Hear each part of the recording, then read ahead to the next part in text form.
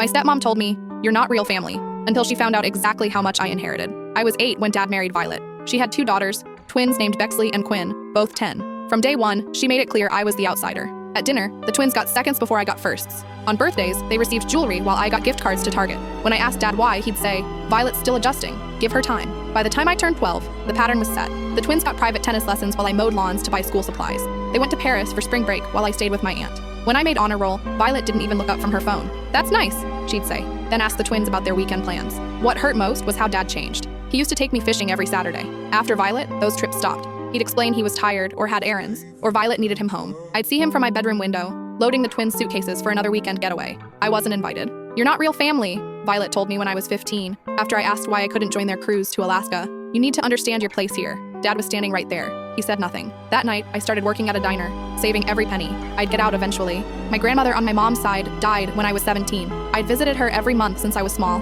the only person who still made me feel like I mattered. At the funeral, Violet was unusually attentive, sitting close and touching my shoulder. I thought maybe grief had softened her. 2 weeks later, her lawyer called asking about the will. I told him I didn't know anything. 6 months passed. I turned 18 and moved into a studio apartment above a dry cleaner, working full-time while taking community college classes. Dad called once to ask if I needed anything. I said no. Violet never called at all. Then the lawyer contacted me again. My grandmother had left everything to me. Her house in Evanston worth $1.2 million. Her investment portfolio, another $3.4 million. Her collection of first edition books, valued at $200,000. She'd updated the will 3 years before she died, specifically excluding my father and explicitly naming only me. I didn't tell anyone for a week. I sat in my tiny apartment, eating ramen, trying to process it. My phone started ringing. Dad first, then Violet, then the twins.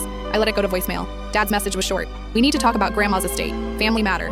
Violet's was longer. "Honey, I know we've had our differences, but blood is thicker than water. We should discuss how to handle this together." I met them at a coffee shop downtown. Violet arrived wearing her expensive handbag, the twins flanking her like bodyguards. Dad looked uncomfortable. Before I could sit, Violet started talking about fairness and family obligations, and how Grandma clearly wasn't in her right mind toward the end. She knew exactly what she was doing, I said quietly. She told me when I was 16 that she was leaving me everything because I was the only one who visited her, the only one who called just to talk, not when I needed something. Violet's face went red. "That's not fair. We were busy. We had lives. You had time for Paris," I said. "For Alaska. For tennis lessons. Just not for her." The twins looked at each other. Dad stared at his coffee. "Legally, half should go to your father," Violet said, her voice tight. "He's her son. She specifically disinherited him. It's in writing." I stood up. "You told me I wasn't real family." Turns out Grandma agreed. I was her real family. You were just people she was related to. I walked out before they could respond. Used part of the inheritance to finish my degree. Bought a small house. Set up a scholarship at my grandmother's alma mater for kids from broken homes. Dad sends emails sometimes. I don't open them. Violet hired a lawyer who sent threatening letters until my lawyer sent one back. The twins got married last year.